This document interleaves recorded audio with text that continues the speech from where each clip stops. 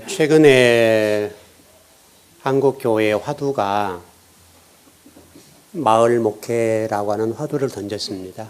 몇 년 전부터 그런 얘기가 좀 나왔는데요. 우리 총회장도 그런 얘기를 하셨고, 이제 교회들이 지금 마을 목회라고 하는 패러다임으로 좀 바뀌어가고 있습니다.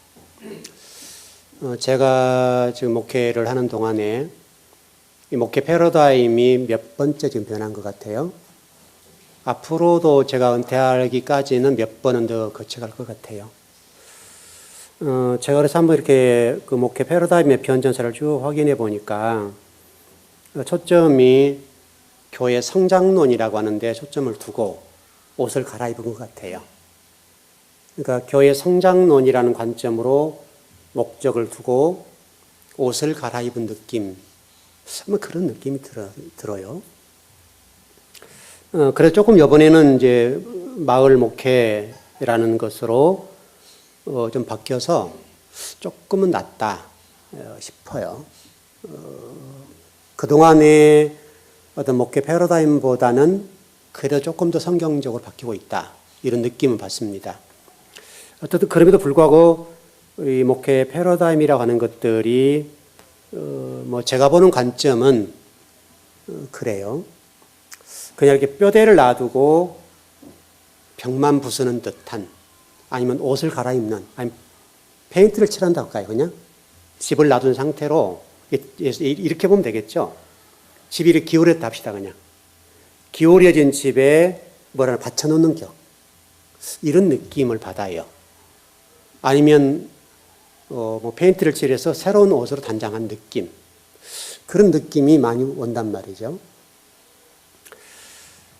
그만큼 지금 그 마을 목회라고 하는 관점으로 바뀌면서 한국 교회가 위기 의식을 느끼고 있다, 이렇게 보는 거죠. 그동안에 번영 신학이었잖아요, 여러분. 번영 신학을 중심으로 해서 한국 교회가 주류로 이렇게 흘러왔어요. 그리고 이제 근래 와서 마을 목회 이런 관점으로 좀 조금 바뀌고 있는 것 같아요.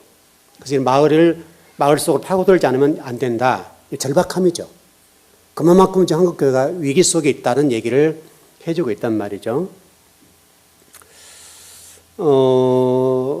아마 이것은 제가 그 18년 전 정도에 그 김포에서 목회를 할 때 아마 여러분이 좀 고백했던 내용입니다만은 조금은 이것을 제가 체득했던 경험이 있어요. 가서 교회를 개척할 때 한 1년 6개월 동안에 기본 성도 몇 분하고 예배를 드렸는데, 한 1년 6개월 정도 외부 사람들이 교회 문턱을 한 번도 넘어본 적이 없어요. 누구도 교회를 안 오는 거죠. 그만큼 동네가 이제 폐쇄적인 동네였거든요. 그래서 그 사람들이 제가 교회를 그때 개척한지도 몰랐고, 제가 목사인 줄도 몰랐어요. 작업복 입고 일만 하고 있으니까 전혀 모르지요. 밤이고 낮이고 뚱땅거렸으니까 교회 헌금 좀 생기면 좀 수리하고 또 수리하고 그랬었으니까 그 시간이 밤이고 낮이고 했단 말이죠. 동네 사람들이 이상한 사람이 와가지고 뚱땅거린다, 그렇게 소문이 났었죠. 하여튼 1년 6개월 동안 그랬어요. 뭐 돈이 있어 다른 사람들에게 이렇게 맡길 수 있는 상황도 아니었고, 제가 일을 했으니까. 그리고 1년 6개월 동안 사는데 여러분 힘들겠잖아요. 얼마나 힘들었겠어요. 그런 와중에 이제 제가 자양동에서 목회할 때는 그래도 정장에 넥타이를 메고 다녔거든요. 제가 지금 넥타이를 풀었잖아요. 김포 가서 제가 넥타이를 풀었어요. 그리고 동네 사람들에게 지금 파고들었는데, 이제 주변에 가장 가까운 사람들에게 이제 뭐 차도 마시고 그랬을 거 아니에요.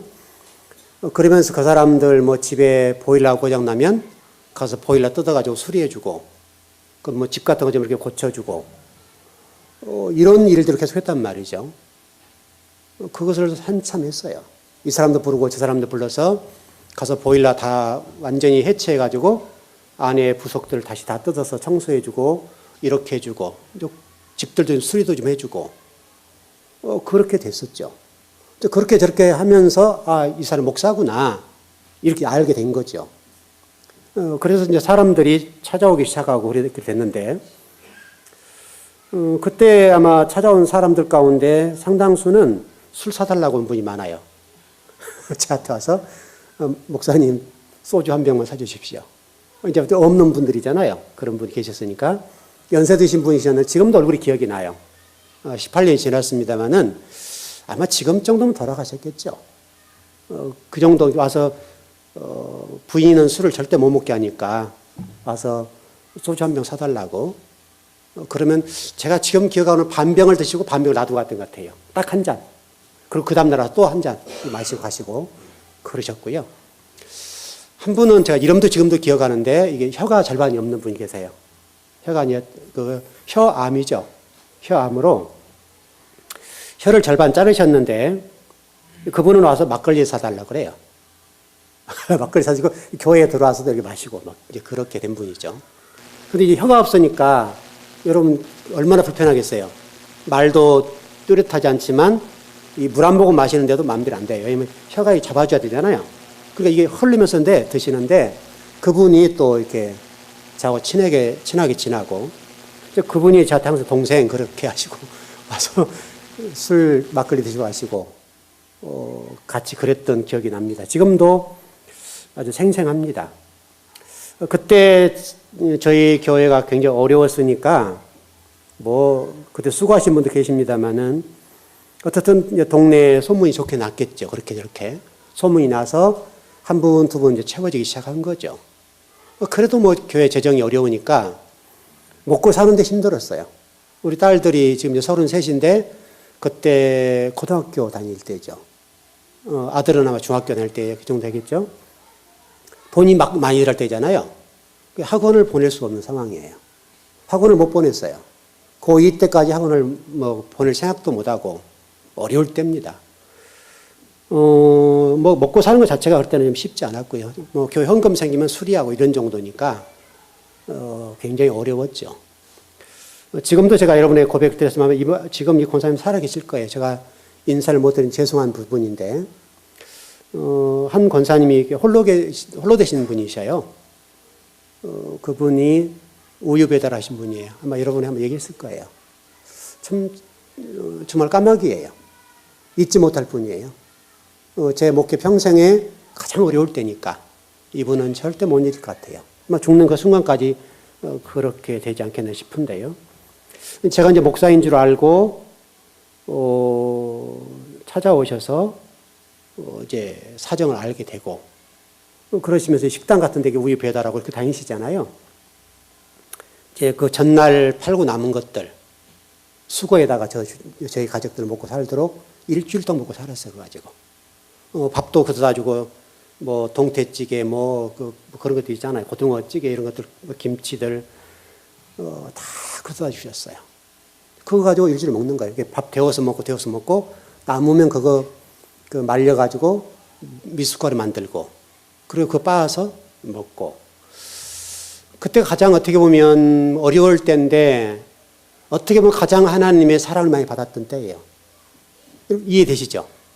그 권사님이 걷어서 주실 때 또 그 우유라고 하는 게 또 날짜 지나면 이렇게 안 되잖아요. 그것도 갖다 주시고 그때가 어떻게 보면 가장 행복했던 것 같아요. 힘은 들었지만 물질적으로 어렵고 정말 개척할 때 힘든 상황이잖아요. 너무너무 힘든 상황인데 그런 까마귀들을 옆에 붙이셔서 그렇게 하고 또 여기저기서 이제 또 정말 사랑을 공급받기도 하고 그랬던 기억이 나요. 지금 한국 교회가 마을 목회라는 관점을 얘기하니까 패러다임 얘기하니까 과거 제가 18년 전에 그 김포에서 개척할 때 생각이 많이 나요. 지금도 제가 마을 목회가 뭔지 이론적으로는 잘 모르겠어요. 세미나 같은 거 안 가보니까 잘은 모르겠는데 만일에 우리 즐거운 교회라는 교회가 부흥이 목적이다. 그렇게만 본다면 이 동네 파고들면 될 것 같아요. 이해되시죠, 여러분? 왜냐하면 필요를 채워주는데 싫어할 사람은 없거든요. 동네 사람들이 필요한 것들을 채워주고, 그래서 뭐 가서 집수리 같은 거 해주고, 뭐 이런 것들 파고들면 교회는 아마 금방 부흥될 거예요. 뭐 그것은 뭐 제가 해봤으니까 알고, 또 그런 달란트가 좀 있으니까 자신이 있어요.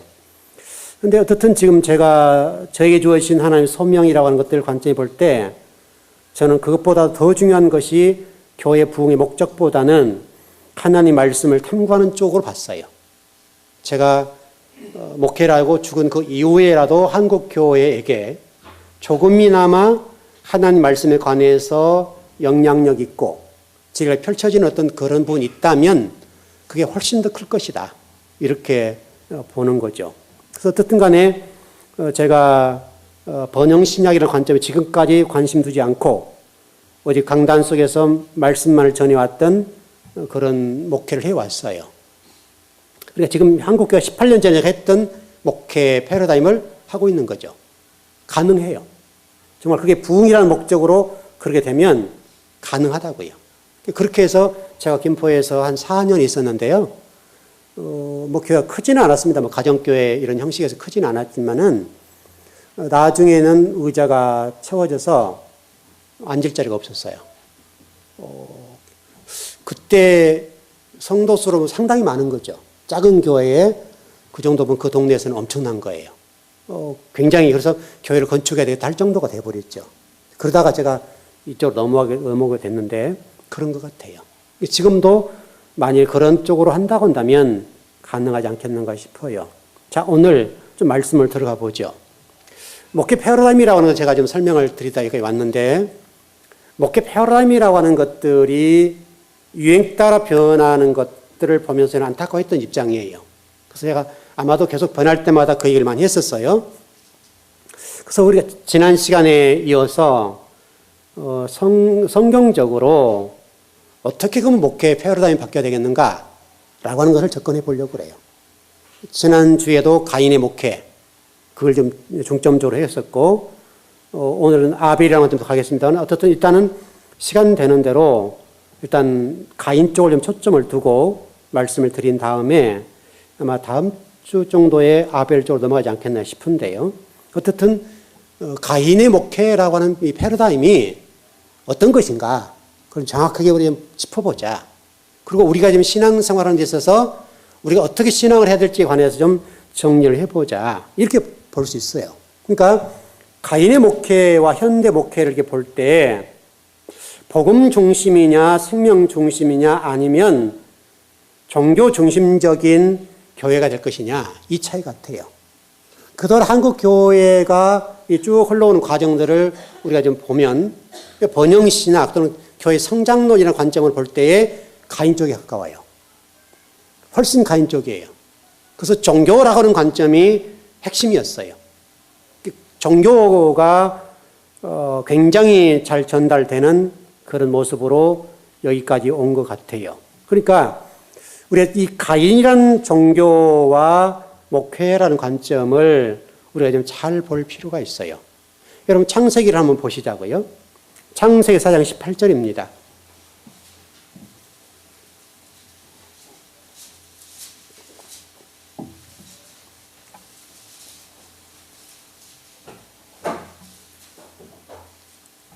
창세기 4장 18절 말씀입니다.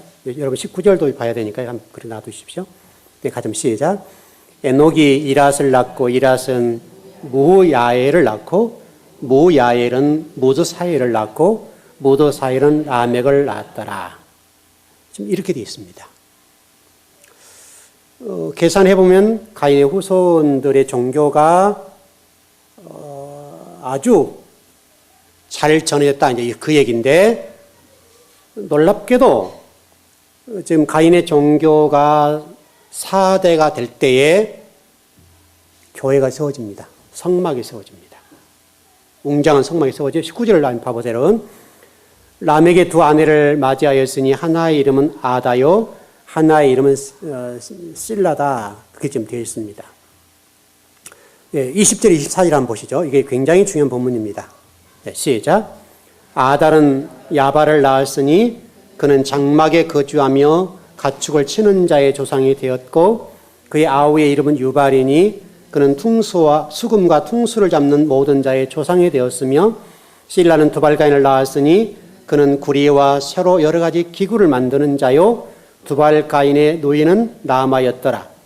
남에게 아내들 내게서 이르되 아다와 실라여 내 목소리를 들으라. 남에게 아내들이여 내 말을 들으라. 나의 상처로 말미암아 내가 사람을 죽였고 나의 상함으로 말미암아 소년을 죽였도다. 가인을 위하여는 벌이 7배 1인데 라멜을 위하여는 벌이 77배 1호다 하였더라. 주목할 것은 오늘 여기 여러분 몇 절입니까? 20절에 보면 아달은 야발을 낳고 장막에 거했다 그렇게 되어 있습니다. 주목할 단어입니다. 이 장막이라는 단어가 지금 20절에 나오는데 이 장막이라는 단어가 히브리어 원문은 오헬이라는 단어입니다. 오헬이라는 단어예요. 이 단어가 어디에 나오는가 하면 여러분 출애굽기 26장 24절 한번 보십시다.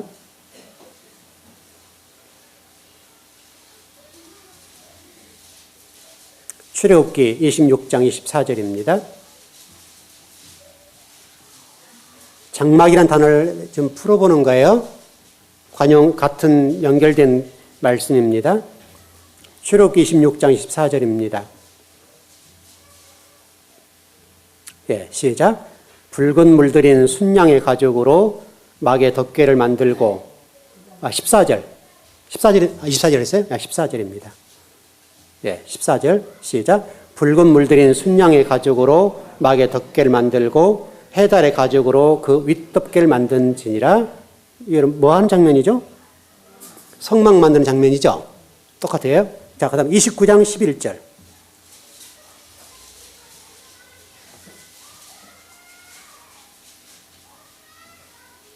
시작. 너는 해망문 여호와 앞에서 그 송아지를 잡고. 지금 이게 뭐 하는 장면입니까? 성막 안에서 지금 번제드린 장면이죠? 그렇죠? 여기 해막이라는 단어가 나왔는데 이 해막이라는 단어가 오헬이라는 단어입니다. 아까 장막이라는 단어 똑같은 얘기예요. 왜냐하면 우리가 지금 가인이라는 사람이 장막을 만들었다 하니까 그 후손들이 만들었다 하니까 제가 성막이라고 설명드렸잖아요. 여러분들이 지금 이해를 잘 못하니까 지금 본문들을 설명드린 거예요. 그래서 오헬이라는 단어는 해막이라 할 수 있고 성막입니다. 성막이에요. 20절에 보세요. 20절을 보시면 야발은 그럼 뭐 했을까요? 야발은 성막 안에서 지금 있는 거죠. 뭐 하는 자의 조상이 되었어요? 육축 치는 자의 조상이 됐다. 육축이라고 됐단 말이죠. 여러분 성막 안에서 육축을 친다는 말이에요. 지금 여러분 잘 보세요. 장막 안에서 육축을 친다는 말이 그 안에서 그러면 짐승 지른다는 말이 아니죠. 이해되세요? 이 단어가 육축이라는 단어, 미크레라는 단어인데 여러분 가축이라는 것이 성막에서 뭐 하는 제물이에요?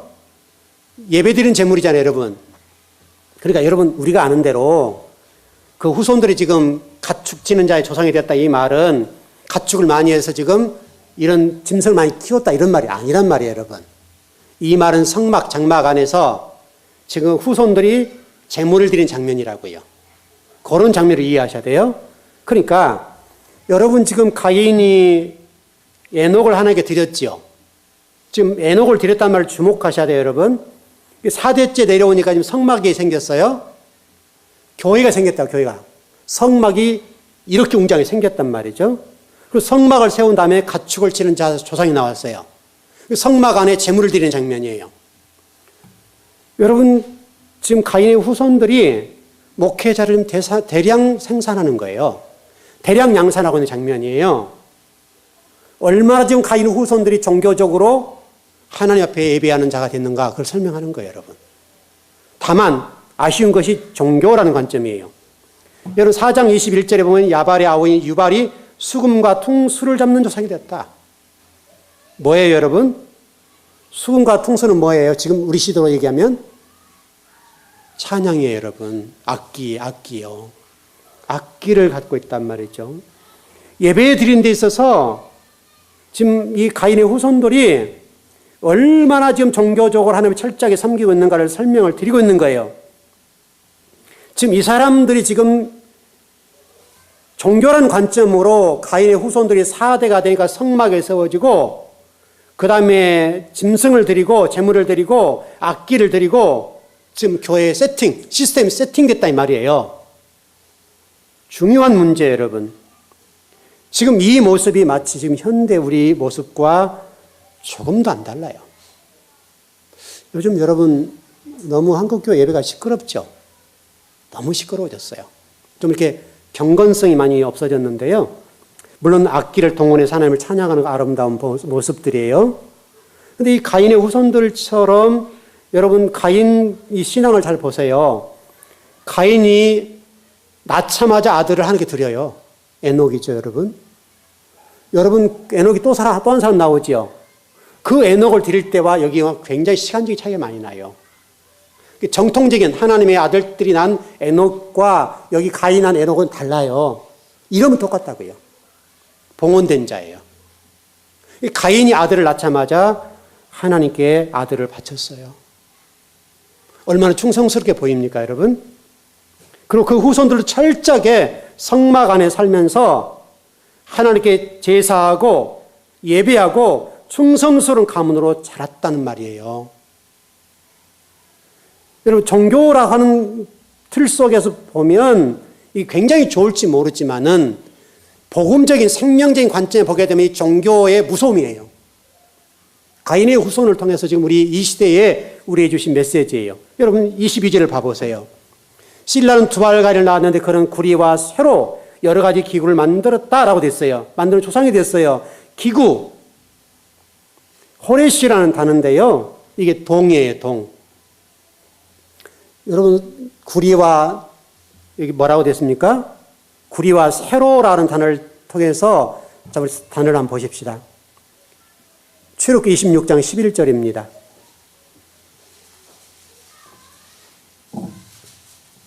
출애굽기 26장 11절이에요. 놋이라는 단어를 주목해 봐야 돼요. 예, 시작. 놋 갈고리 50개를 만들고 그 갈고리를 그 골을 꿰어 연결하여 한 막이 되게 하고, 여기 놋이라는 말이 여러분 그 광야에서 놋뱀 아시죠? 똑같은 거예요. 이게 네호세트라는 단어예요. 네호세트라는 단어인데 이게 지금 놋이에요. 여러분 성막에 가장 많이 들어간 것이 놋이에요. 금은 이렇게 바른 거죠. 덮게 이거지만 실질적으로 놋이 놋과 이런 것들이 가장 많이 쓰였어요, 여러분. 성막에서. 너무너무 중요해요. 그 다음에 사무엘상 17장 38절을 보십시다. 다윗이 썼던 놋투구예요. 사무엘상 17장 38절.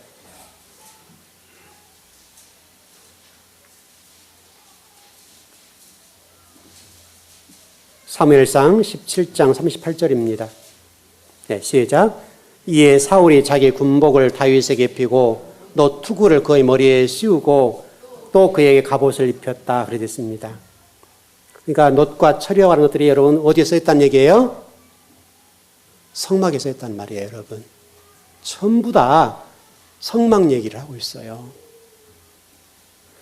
여러분 성전을 지을 때 금보다 훨씬 많은 놋이 쓰였습니다. 가인 후손들을 보십시오. 정리해 보자고요. 성전을 만들고 성전에 제물을 바치고 성전 안에서 찬양한 사람들이 있고 그날 성전에 되는 모든 기물들을 만드는 조상이 되었습니다. 여러분 얼마나 신앙이 좋아 보입니까? 너무너무 충성스러운 성도로 보이잖아요. 후손으로 보이잖아요, 여러분. 지금 그동안의 한국교회가 이렇게 왔다고요, 여러분. 여러분 한국교회가 충성 봉사라는 관점에서 이렇게 왔잖아요. 일 열심히 하는 사람 믿으면 좋다고 생각했잖아요, 여러분.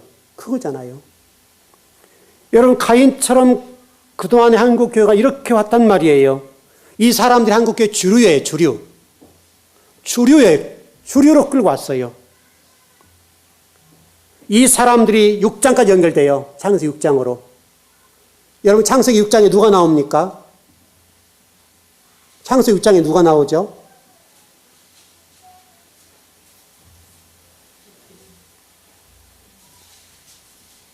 여러분 사람들이 딸이 나오잖아요. 하나님의 아들들과 사람의 딸들이 결혼하잖아요. 그 장면 때문에 하나님 심판하신 장면 아닙니까? 사람들의 딸들이 나온단 말이에요. 6장에 넘어가면. 놀랍도록 여러분이 가인을 잘 보셔야 돼요. 가인이 4대 만에 성막을 만들고 성전 모든 기물들을 다 채웠어요. 4대라는 말을 주목하셔야 돼요. 자, 우리를 돌아보자고요. 여러분 70년대, 80년대 교회 성장론이라고 하는 것이 들고 나왔어요. 한국 교회가. 세대로 보면 30년으로 보게, 한 세대를 30년으로 보게 되면 2세대 정도. 40년으로 보게 되면 조금 아시면 그래도 2세대. 그러니까 30년으로 보면 세대로 봅시다. 3대 또는 40년으로 보게 되면 2대, 2세대. 한국 교회가 이렇게 지금 굉장히 어려운 상황에 놓이게 된 것은 아주 짧은 시간이라고요. 가인이 종교를 심으니까 4대 만에 성막을 세우고 아름다운 찬양을 드리고 제물을 드리고 종교가 주류가 됐어요. 여러분, 가인의 종교가 주류가 됐다는 말은 그 아벨을 통해 내려왔던 종교가 비주류예요. 주류에 의해서 눌렸어요. 힘을 못 써요, 여러분. 그걸 실제로 다음 주에 공부하겠지만은 이 주류 세력들은 가인의 세력에 밀려서 힘을 못 써요. 그리고 그들이 성전을 짓기까지는 시간이 엄청 걸렸어요. 그러나 가인의 후손들은 4대 만에 성전을 짓고 종교를 완성했어요. 그리고 주류가 됐다고요. 모든 신앙의 핵심 인물이 되어버렸어요. 모든 보편적인 사람들이 가인의 목회와 그의 어떤 신앙의 노선들을 다 따랐단 말이죠. 여러분, 이스라엘 보십시오. 똑같아요. 이스라엘 백성들이 진리를 떠나고 하나님 멀리하고 우상을 숭배한 결과 사사시대는 400년. 여러분, 모세 이후로 여호수아를 거쳐서 에스라 느헤미야가 바벨론 포로로 지도자로 돌아오기까지 1000년. 모세 시대에 여러분 시내에서의 말씀을 받았잖아요. 하나님의 토라와 율법을 받았잖아요. 그 받은 세대가 광야 40년을 지나고 가나안 땅 들어가서 여러분 사는 이 시간을 빼고 나면 아주 짧은 시간이잖아요. 그 짧은 어간 시간 동안에 하나님 잊어버려요. 가나안 땅 들어가서 예배를 회복하지 못했잖아요. 예배를 못 드렸단 말이죠. 그러니까 여호수아 이후에 7년 동안 이스라엘 백성이 우상을 숭배해요. 그 과정으로 사사시대를 거치게 되고 바벨론 포로를 거치며 7년이 흘러요. 7년 동안 생명 없는 종교였어요. 하나님이 그들을 쳐다보기 싫을 정도로, 그들의 기도 소리를 듣기 싫을 정도로 하나님이 그러셨다고요. 여러분. 역겹다 이런 정도였다고요. 오히려 그 시대에 명맥을 이어가는 아주 소수의 하나님의 사람들이 얼마나 핍박을 당합니까, 여러분?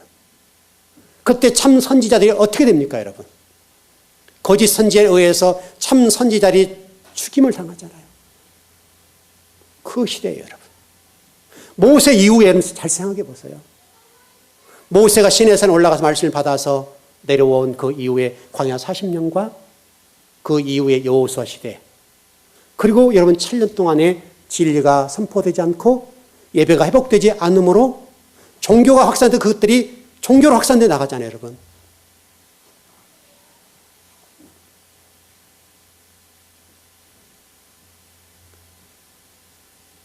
우리가 이 역사적인 사실들을 우리들은 깊이 생각해야 돼요.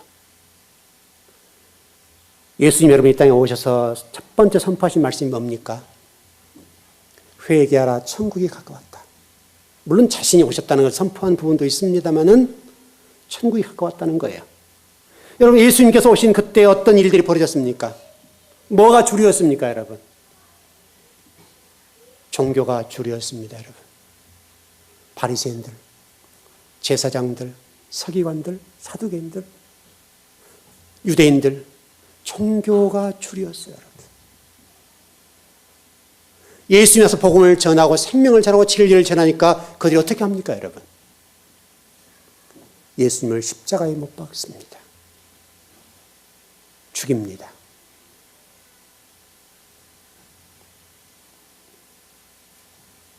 여러분, 이미 제가 오래전에 설명드렸던 대로 이 시대의 싸움은 뱀의 후손과 하나님의 후손들과의 싸움이잖아요. 바로 이 뱀의 후손들이 지배한단 말이죠. 여전히 그래요, 여전히 여러분.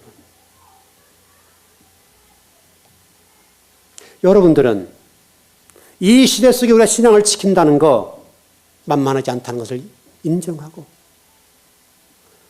진리의 말씀을 굳건히 잡고 나간다는 이 사실 앞에 십자가를 지는 심정으로 나가지 않으면 생명의 종교를 지킬 수 없어요, 여러분. 혼돈과 공허와 허감 가운데 있을 때 진리의 빛을 비춰주잖아요. 창세기에서 분명하게 생명의 빛과 진리의 빛을 비춰주잖아요. 그러니까 밤이 어두웠던 밤들이 아침이 되잖아요, 여러분. 여러분, 이게 답이잖아요. 여러분들은 지금 어떤 방향으로 신앙을 하고 있는가 한번 생각해 보라고요. 여러분 가정들을 이렇게 한번 보십시오. 여러분 가정들이 어떤 관점으로 가정을 섬기고 신앙하고 있는지에 관해서 보시라고요, 여러분. 만일에 가인의 가문과 같이 그렇게 가고 있다고 한다면 우리 후손들은 금방 끊기게 될 거예요. 하나님의 심판이 있을 거란 말이죠. 고난의 길과 십자가를 좋은 길을 할지라도 우리는 하늘 성전을 바라보고 아벨처럼 거래하죠. 그렇게 하기 위해서는 저와 여러분이 죽지 않으면 안 되는 거예요. 십자가에서 죽어야 돼요. 그건 좁은 길이에요. 여러분과 제가 죽지 않으면 우리 자녀들에게 신앙은 전수될 수 없어요. 여러분 예수님을 보십시오. 당시 수많은 유대인과 대지선 서기관 바리새인들이 득실거리고 예배를 드리고 그럴 때에 예수님이 예루살렘 바라보시면서 예루살렘아 예루살렘 하시면서 통곡을 하셨잖아요. 그러시면서 우리들에게 예수님 말씀하셨습니다. 너희들 예루살렘 위해서 울지 말고 누구를 위해서 울어라? 네 자녀들을 위해서 울어라. 지금 그런 시대예요, 여러분. 우리가 우리 자녀들을 위해서 좀 신앙과 하나님 나라와 생명과 정말 진리를 위해서 우리 자녀들에게 그 복음을 전수하기 위해서 울어야 될 때란 말이죠.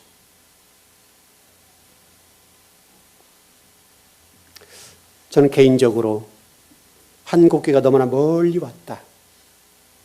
예를 들면 이렇게 보면 될 것 같아요. 지금 마을 목회라는 관점이 패러디로 바뀌고 있습니다만은 쉬워 보이지 않단 말이죠. 왜냐하면 자 이렇게 제가 좀 생각을 해봤어요. 자동차가 100km 달립니다. 여러분 시속 100km면 굉장히 빠르죠? 100km 달리는 자동차에게 갑자기 유턴을 시키는 거죠. 그럼 어떻게 될까요? 돌아서지 못하고 그냥 넘어지죠. 당연히 사고가 나죠, 여러분. 지금 한국교회가 100km 달리고 있는 것과 똑같은 거예요, 지금. 종교를 향해서. 가인의 종교와 같이 마치 복음, 생명이라는 관점으로 추구하지만 실질적으로 가인의 종교처럼 간단 말이죠. 가인의 종교처럼 100km를 달리고 있는 거예요, 지금요. 그들처럼 멋지게 예배한다고요, 찬양한다고요, 경배한다고요. 누가 보더라도 화려해요. 가인의 종교가 화려한 것처럼 재물 드리고 찬양도 하고 너무나 교회가 화려하단 말이죠. 가인의 종교가 그랬던 것처럼. 그러나 실상은 그 안에 아버지가 안 계세요. 하나님이 안 계신 그 종교적인 예배, 하나님 받지 아니하시는 그 종교적인 예배, 문 밖에서 두드리시는 그 주님, 들을 수가 없는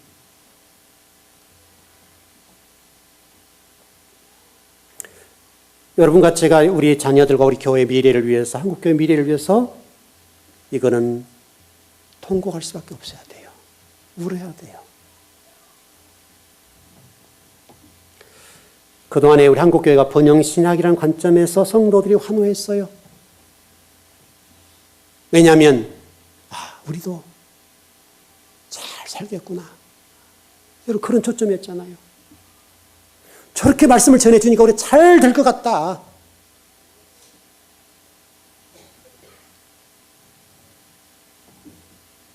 여러분 뭐 긍정의 힘들 다 이런 서적과 책들이 전부 다 번영신학이었잖아요. 전부 다요. 한국교회 성도들이 얼마나 막대한 영향을 미쳤냐고요.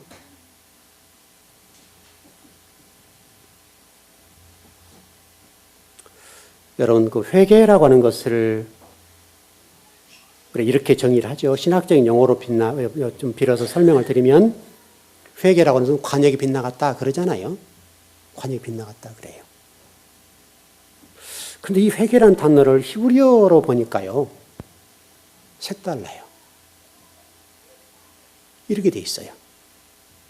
성전을 파괴해서 연합하는 것. 그렇게 돼 있어요. 성전을 파괴한다는 것은 우리 옛자하잖아요. 옛자를 파괴해서 하나님과 내가 하나 되는 것. 그걸 회개라고 해요. 그걸 슈브라는 단어예요. 회개라고 하는 단순히 관역이 빗나간 것이 아니라 슈브라는 단어로 풀어보니까 내 옛성전을 허물어버리고 파괴해버리고 하나님과 내가 하나 되는 그거. 요한복음 16장 여러분 10절 설명드렸죠 여러분. 그게 회개라는 거예요. 여러분. 하나님 잘못했어요. 이런 게 회개 아니에요 여러분.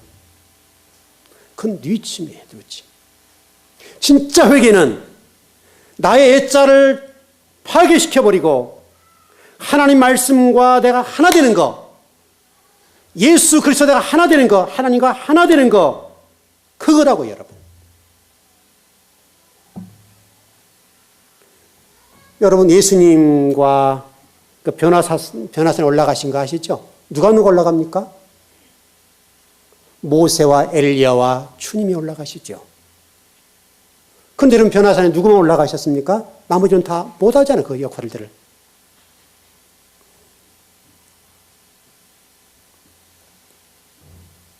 모세와 엘리야는 없습니다. 예수님만 변화해서 내려오시죠. 무슨 얘기를 하는 거예요, 이게요? 단순히 모세와 엘리야가 여기서 뭐 기도를 못했다 이런 내용을 말씀하는 게 아니잖아요. 모세와 엘리야는 여러분 구약이잖아요. 율법이잖아요. 옛것은 죽었다. 새 것으로만 가능하다.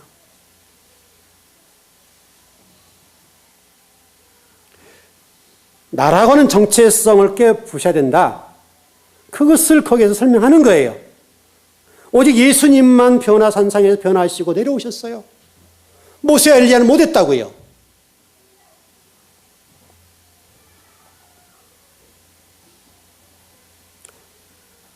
어떤 여호수아 이후에 7년 동안 이스라엘 백성들을 고치는 시간이 7년이 걸렸다는 것을 우리가 놓치면 안 돼요. 7년이 걸렸어요. 7년이.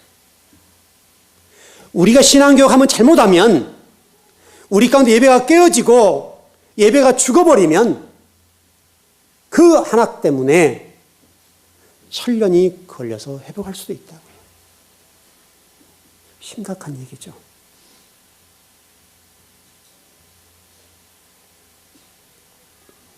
여러분 이스라엘 백성들이 광야에서 40년 동안 말씀을 먹었는데 안 되잖아요. 친히 하나님께서 말씀을 먹이잖아요. 모세를 통해서 모세 입에 물려줘서 그대로 먹인다고요. 지금과 우리가 좀 전혀 다르겠죠. 하나님 직접 역사하실 때니까 구름 기둥 불기로 역사하실 때고 만나 메추라기로 역사하셨던 그 하나님이시니까 모세 입에다 물려주는 대로 전해줬잖아요. 여러분. 얼마나 정확하게 전해줬겠어요. 40년이 걸려도 안 되더라는 거예요.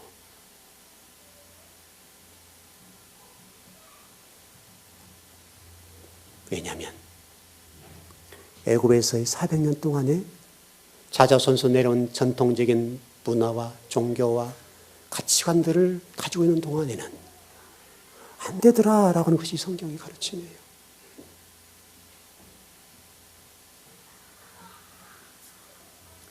우리의 살을 도려내고 절규하지 않는 동안에는 아무리 진리가 전해진다 하더라도 그 진리가 우리에게 심판으로 다가올 수 있어요. 여러분 잘 생각해 보세요. 모세를 통해서 여러분 10가지 재앙을 내리셨죠. 그렇죠 여러분? 하나님이 여러분 임재지요. 하나님 역사하신 거잖아요. 그런데 놀랍게도 어떤 사람은 거기서 구속을 받더라는 거예요. 제가 공부하면서 이거를 봤는데요. 저도 충격이었어요. 지옥에 하나님 계실까요? 안 계실까요?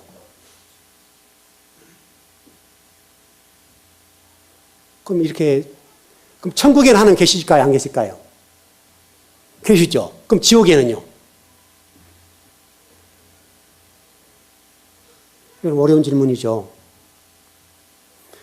놀랍게도 천국과 지옥이라고 하는 것이 한 자리에 있더라고요. 한 자리. 무슨 얘기냐면 하나님이 10가지 재앙을 내리실 때 애굽에게는 지옥이죠. 심판이죠. 그러나 이스라엘 백성들은 뭐예요? 천국이죠. 구원이죠. 그 하나님 안에 천국과 지옥이 같이 있더라고요. 저도 깜짝 놀란 거죠.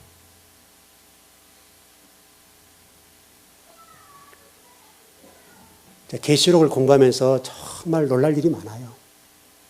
공부를 하면 할수록 정말 이거 말씀 잘 알아야 되겠구나 이거. 잘 가르쳐야 되겠구나.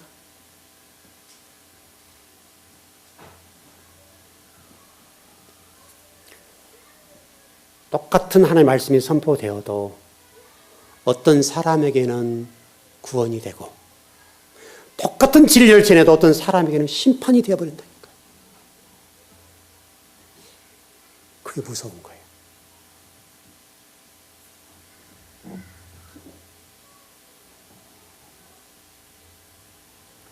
우리 즐거운 교회 성도들에게는 진리가 선포될 때 은혜가 되고 구속이 됐으면 좋겠어요. 정말 중요해요, 여러분. 똑같은 하나님의 임재와 똑같은 하나님의 역사가 일어나는데 어떤 사람은 죽어요. 어떤 사람은 심판이 되고 어떤 사람은 살아나는 역사가 일어나더라는 말이죠.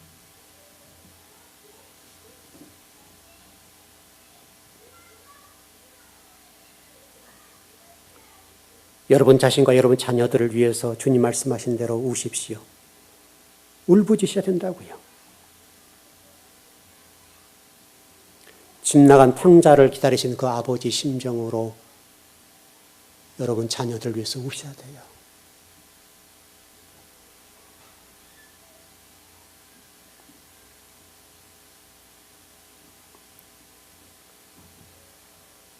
우리에게는 분명히 두 길이 놓여 있습니다.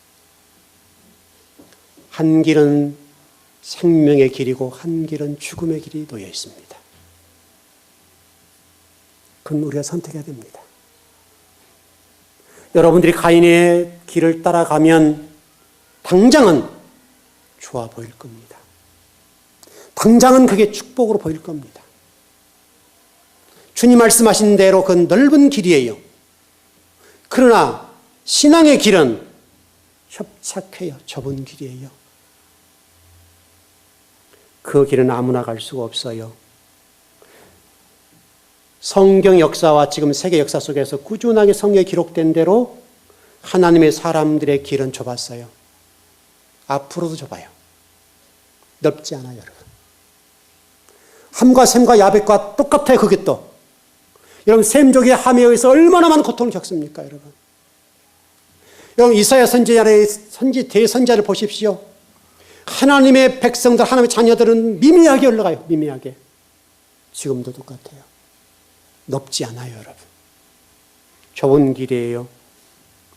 주님께서 우리에게 물어보시는 거예요.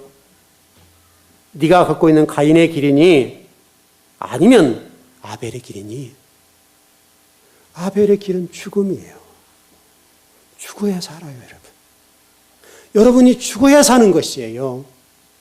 죽지 않고는 안 돼요.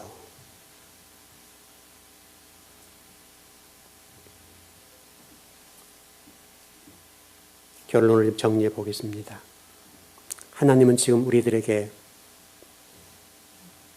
십계명 강해를 통해서 우리의 예배를 묻고 계십니다.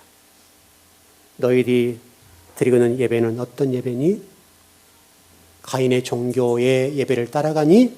아니면 아벨의 종교의 예배를, 아벨의 생명의 종교를 따라가니? 이렇게 묻고 있습니다. 우리 즐거운교회 모든 성도들에게는 아벨의 길을 따라갔으면 좋겠습니다. 여러분, 그래야 삽니다. 여러분 자녀를 위해서 더 우십시오. 기도하십시오. 여러분 자녀를 위해서, 여러분 자신을 위해서 아버지를 붙잡으십시오. 기도하겠습니다.